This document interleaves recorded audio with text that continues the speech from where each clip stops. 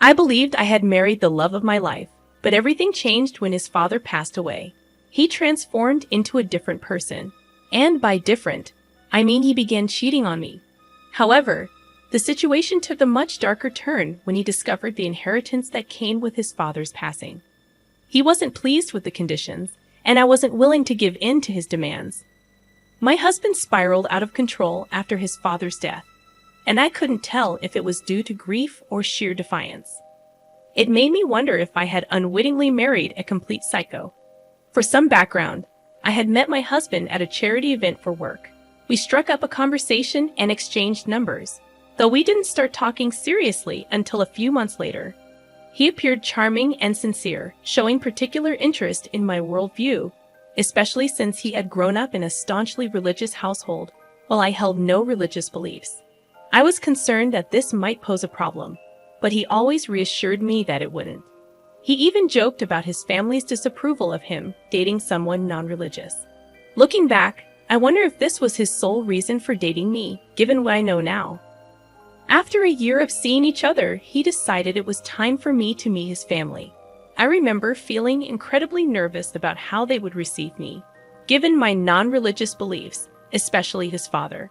Aiden had described his dad as tyrannical, ruling their lives with an iron fist.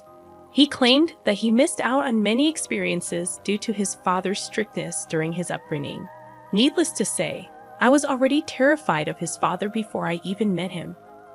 We were headed to a small family dinner at their place, with only his immediate family present: his parents, his brother, his sister-in-law, and their child. When we arrived, his brother was outside on the phone, so I was introduced to him first, and he seemed friendly enough. The next person I met was Aiden's sister-in-law and her 3-year-old niece. They were both lovely, and we had a lot to talk about, especially since she also worked in event planning coordination. While we chatted, Aiden's parents entered the room, and he introduced me to them. I was taken aback when I realized who his father was. I won't reveal his identity, but his father was a prominent figure, responsible for a major charitable organization both locally and internationally. I had seen Aiden's parents at an event I attended, but he had never mentioned their connection to him. His mother appeared somewhat distant but not unkind. I later discovered that Aiden's mother had always been cautious around the girls he brought home because he had a tendency to be attracted to what he called the wild type. Surprisingly, Aiden's father was the complete opposite of what I had expected. He was genuinely kind and understanding, not bothered at all by my lack of religious beliefs. He explained that he valued kindness and principles in people, regardless of their religious background. During our conversation, he shared that Aiden's sister-in-law used to handle the foundation, but had become less involved after becoming a mother. He believed in not taking people away from their families, especially when their children were young. That's why he had outsourced the last event to me. Contrary to my initial assumptions, Aiden's family turned out to be ordinary people with a touch of religion in their lives. Aiden downplayed his father's acceptance, suggesting that his dad probably assumed it was just another phase during his college years. He claimed he had dated numerous girls back then who were what he vaguely referred to as out there, and his parents had always viewed it as an act of defiance. According to Aiden, he had become more serious about me, taking a break from dating to focus on personal growth.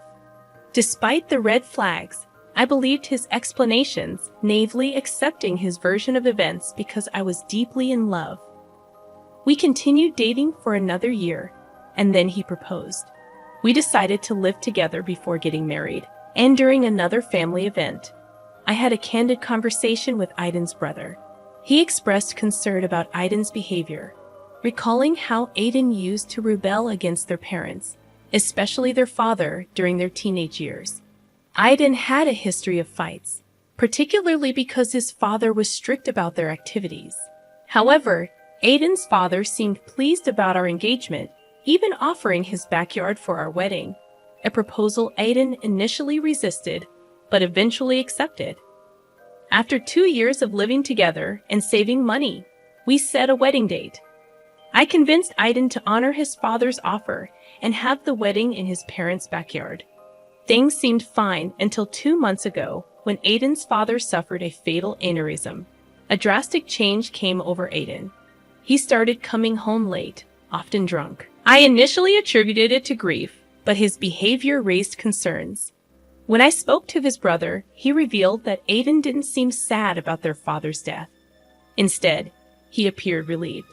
Aiden's erratic behavior and the uncertainty surrounding their family business prompted me to confront him myself. I stayed up waiting for Aiden, and he didn't return home until around 1 in the morning. He reeked of alcohol and stumbled through the house. Despite knowing it was futile to reason with him in his intoxicated state, I insisted we needed to talk. I emphasized that he shouldn't be driving while drunk, as it could lead to harming himself or someone else. He dismissed my concern, telling me to mind my own business, ending the conversation abruptly.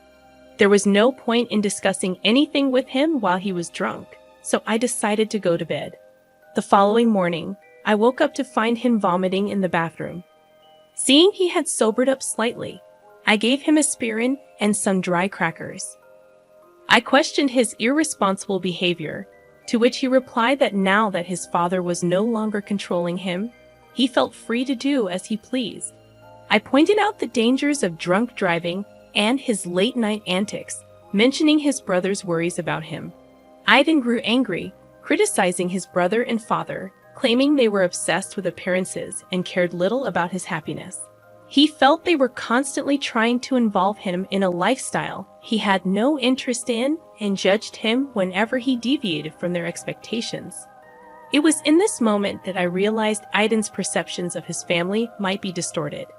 While I understood he might carry some residual trauma from his sheltered childhood, it seemed as though he sought to provoke his father and make his family miserable as a form of retaliation. However, his attempts only resulted in his own misery, as they didn't take the bait. Despite my non-religious beliefs, Aiden's family had always been warm and accepting, never imposing their faith or lifestyle on me. His father even invited me to church once, emphasizing there was no pressure for me to attend. Perhaps I had only seen the best side of Aiden's father. I couldn't be certain of what he was like when Aiden was younger. Regardless, it was evident that Aiden needed to mature and move past his grievances to find his own path in life. I confronted him directly, asking if his unhappiness extended to our marriage. He admitted he wasn't happy. I was left speechless, so I got up and left.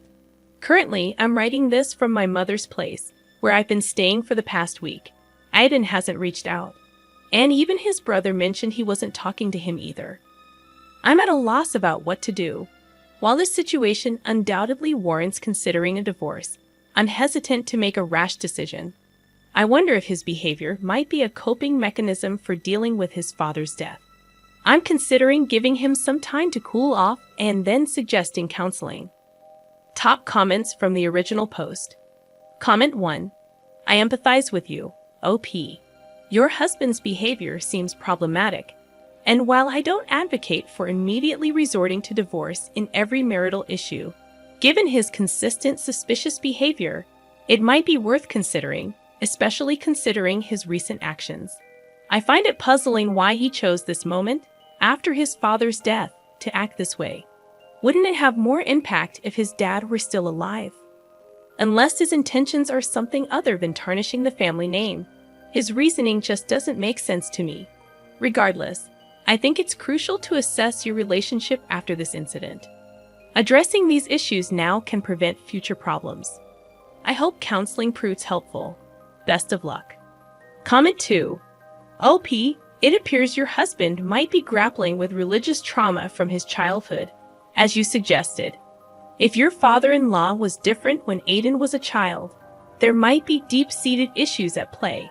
I've seen cases where strict evangelicals resort to harsh disciplinary methods to keep their kids in line.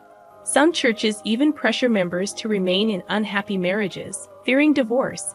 Aiden's fixation on his father's opinion indicates underlying issues that need exploration.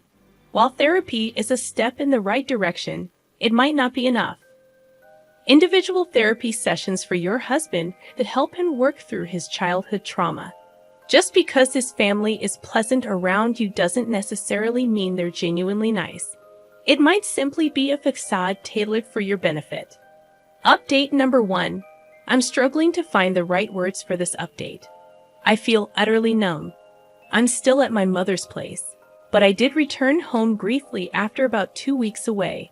I attempted to reach out to Aiden through calls and texts, but he refused to respond. Then, I received a call from his sister-in-law, asking to meet for lunch. When we met, her husband was with her at a local coffee shop. She inquired about how I was doing and about the situation with Aiden. I didn't hold back. I shared the truth about his late nights, excessive drinking, and overall irresponsible behavior. I explained that I had been staying at my mother's to give him space before suggesting couples therapy. Unfortunately, he hadn't been answering my calls. During our conversation, my brother-in-law dropped a bombshell. Aiden had been using the foundation's funds to indulge in expensive hotel rooms and escorts. When confronted, Aiden claimed he had inherited part of the foundation, justifying his spending. However, his brother clarified that matters regarding their father's will were still being resolved, and Aiden's claims were baseless. Aiden had also informed his brother that we were no longer together, citing my supposed move out as his justification. Of course, this was far from the truth. Aiden's brother and sister-in-law apologized profusely for the mess, expressing their disbelief. They had thought Aiden had settled down when he married me, just as I had believed. Aiden's anger toward their father, they explained, stemmed from their high school years, when he used to hang out with a rowdy crowd, engaging in activities that alarmed their father due to their family's tragic history involving a drunk driver. Grateful for their honesty, I returned home the next day and began packing most of my belongings. Aiden walked in while I was in the midst of it all, silent. He handed me an envelope containing divorce papers. He revealed that he was aware his siblings had told me everything and felt no remorse. He claimed the only reason he hadn't divorced sooner was to ensure he wouldn't be written out of his father's will. With his father gone, he asserted his newfound freedom. He offered me the house and informed me that movers would collect his belongings the next day. He planned to upgrade to something bigger and better with his inheritance share. I was so shocked that I couldn't utter a word. I continued packing silently, wanting to be away from him. Once I had loaded my belongings into my car, I drove back to my parents' place. I showed them the divorce papers and retreated to my room, where I broke down in tears. I couldn't comprehend the cruel turn my life had taken. Despite my unwavering commitment, he discarded our marriage as if it meant nothing. Tomorrow, I have an appointment scheduled with a divorce attorney. I don't intend to fight this. If he wants to leave, that's fine with me. Here's the second update for you all. And things have taken quite an interesting turn. I had my meeting with my lawyer, who ensured I understood the terms outlined in the settlement. I would keep the house, and we would each retain our own assets, including wedding rings and gifts. Since we didn't have a joint bank account, there were no financial complications to resolve. Honestly, I might end up selling the house. There are no good memories associated with it anymore. Since then, I've been trying to move past this situation. I'm still staying at my parents' place for now. They seem happy to have me around, or maybe they're just trying to cheer me up. I plan to leave after selling the house and find something smaller. Now, here's the intriguing part. Out of nowhere, I received a call from Aiden's brother. We engaged in some normal small talk, and then he asked if I was free the following Monday. I was, so he insisted I join them for a meeting with their dad's lawyer to finalize his estate matters. I was unsure of my involvement, but he insisted I should come and assured me that he'd make sure Aiden wouldn't speak to me and that we'd be seated far apart. Reluctantly, I agreed. On Monday morning, I arrived at the lawyer's office. Aiden's brother, now my former brother-in-law, met me outside and thanked me for coming. He escorted me to the lawyer's office, where Aiden, his mother, and the man I assumed was the lawyer were present. I approached their mother, offering my condolences and inquiring about her well-being.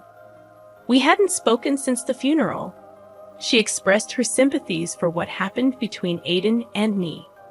According to her, she and her late husband had done their best to guide him, but he chose a different path. The lawyer then sat us all down, apologizing for the time it took to settle the father's affairs due to various complexities. The crucial part of the meeting was this: most of the money would be donated to charity to support the foundation. The foundation's management would pass to the oldest son, excluding Aiden. The remaining funds were allocated to his wife, his eldest son and his wife, as well as a school fund for his grandchild. Surprisingly, he left money for Aiden, but with a condition. Our marriage had to last at least 5 years. Additionally, if we had a child, a school fund would be established for them. Notably, he left money for me without any attached conditions. This wasn't a small sum. We were talking millions. The lawyer's face when his father expressed concern that Aiden might squander the money on inappropriate indulgences like escorts and alcohol. At the end of the meeting, the lawyer informed us that he would schedule individual signing sessions for the paperwork and address any questions or concerns we had. As soon as we were dismissed, I swiftly left, noticing Aiden's gaze following me from across the room, as if he wanted to talk. I left before he could approach me. As I write this the next morning, Aiden has been bombarding my phone with calls and messages. Despite his efforts, I want absolutely nothing to do with him after all he put me through. Update number 3. Aiden's behavior has become increasingly erratic in his search for me. After failing to reach me through my phone, he attempted to contact his brother to inquire about my whereabouts. However, I hadn't seen any of them since our meeting with the lawyer. Aiden's brother warned me to lay low for a while since Aiden was frantically searching for me. True to his words, Aiden showed up at my parents' house one day looking for me. Fortunately, I wasn't there. My dad informed him that I was out of town for an event and uncertain about my return date. Aiden left a message, urging me to call him, insisting that we needed to talk. I had no desire to engage with him further, but his persistent attempts to reach me pressured me into making the call to put an end to his relentless pursuit. I decided to call him when I knew I had ample time and emotional strength to handle the conversation. I didn't want him to believe he still held any power over me. I called around 6 o'clock in the evening, assuming he would be at home. He answered eagerly, expressing happiness at hearing from me and inquiring about my well-being. He spoke as if he hadn't cast aside our marriage without a second thought. He started by apologizing for his selfishness during the divorce and acknowledged the pain he caused me. He admitted he should have respected the commitment we made, even if he wasn't as content as he hoped to be. I let him speak, then sighed and calmly stated that I had moved on from our marriage, focusing on other aspects of my life. I then confronted him, asking for the real reason he was checking up on me. He swore it was merely to reconnect, how I was doing, and if we could have more conversations in the future. I responded with a straightforward no, and made it clear that if he only called to check on my well-being, there was nothing else to discuss. He urged me to wait, and then finally, the truth emerged. Aiden admitted that filing for divorce had been a mistake. He confessed that he had been naive and driven by his resentment towards his father, and that he didn't mean the hurtful things he had said to me. He expressed a desire to work things out and suggested going to counseling, but I reminded him that my attorney had already filed the paperwork. The divorce was finalized, and our marriage was over, just as he had wanted. I pointed out that he was the one who initiated the process and followed through with it, and I had given him the freedom he sought. I ended the call and haven't spoken to him since, nor do I wish to engage with him further. I hope he learns a lesson from this, but I won't be used to help him gain financial advantages. Update number 4. It's been a while since my last update, as I've been busy with various life events. Business has been thriving, and I'm currently writing this in between engagements. First, I had a meeting with my lawyer to sign the divorce paperwork. I had the option to choose between receiving a lump sum of money or monthly payments, and I opted for the monthly payments. I also found a home that I like and am awaiting the bank's decision. Additionally, I recently had a meeting with Aiden's brother and sister. the first time we've met since the lawyer's appointment. We discussed a charity event that the foundation is hosting in memory of their father, and I'm assisting with the planning. As a part of the event, I've been scouting various venues. During our conversation, I received an update on Aiden. He had falsely accused me of taking the house from him in the divorce. However, they already knew this wasn't true because divorce filings are public and can be accessed by anyone. When they asked him why he was lying, he expressed frustration and stated that I should have given him the house back, given that I had received a substantial sum of money from his father.